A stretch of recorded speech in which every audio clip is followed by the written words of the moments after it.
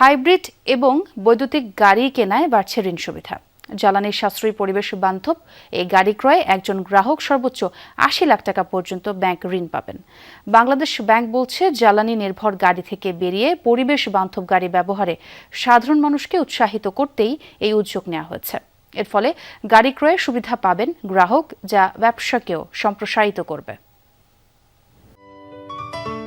Ceylon টি রপ্তানিতে শীর্ষে।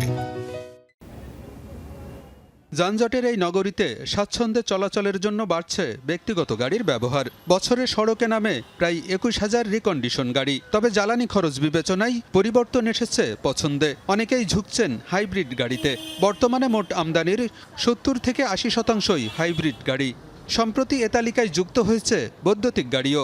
এটা পরিবেশ বান্ধব, ফুয়েল ইকোনমি আর পাওয়ার বেশি পাওয়া যায়, তো এই জন্য হাইব্রিড গাড়িটা বেশি সবাই চুজ করে।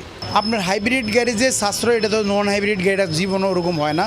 প্রয়োজনে ইঞ্জিন চলবে, ইঞ্জিন চললে তেল খাবে, ইঞ্জিন না চললে তেলটা খাবে না, মানে ব্যাটারি দিয়ে আপনি চলবে। এবছর ইলেকট্রিকের সারা আমরা খুব ভালো পাচ্ছি।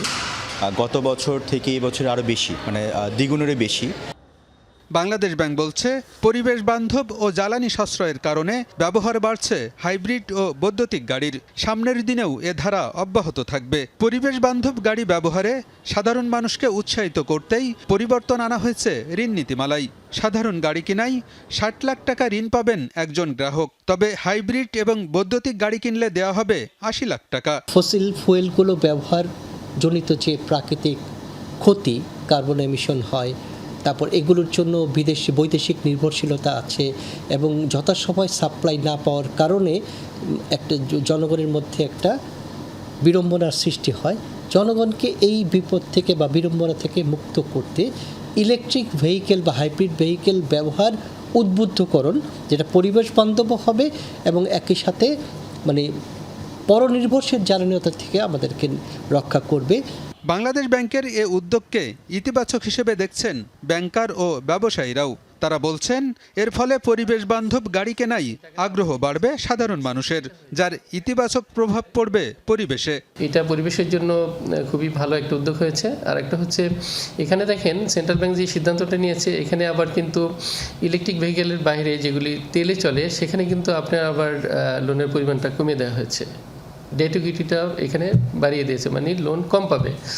এই ক্ষেত্রে মানে যারা গাড়ি কিনবে তারা দুইভাবেই কিন্তু এনকারেজড হবে এখানে পরিবেশ বান্ধব গাড়ি কেনার জন্য। এটা একটা ভালো দিক। এই ব্যবসায়ী বারবিডা গত 15 বছর ধরে হাইব্রিড গাড়িকে জনপ্রিয় করার জন্য এবং হাইব্রিড গাড়ির শুল্ক সুবিধা নেওয়ার জন্য বহু দেন দরবার করেছি। এনবিআরকে প্রস্তাব দিয়েছি যেন হাইব্রিড গাড়ি স্পেশালি ডিউটি কমানো হয়, এবং যেহেতু এটা 100% পরিবেশ বান্ধব, এই জন্য আমরা কিন্তু সবসময় বলে আসছি। এর ফলশ্রুতিতে বর্তমান যে সিদ্ধান্তটা হলো, গতকালকে যে সিদ্ধান্তটা হলো, এতে হাইব্রিড গাড়ির জন্য দ্বার উন্মুক্ত করলো। তবে হাইব্রিড এবং বৈদ্যুতিক গাড়ির ব্যবহার বাড়াতে রাজস্ব নীতিতেও পরিবর্তন আনা দরকার বলেও মনে করেন ব্যবসায়ীরা। আলমগীর হোসেন, যমুনা নিউজ, ঢাকা।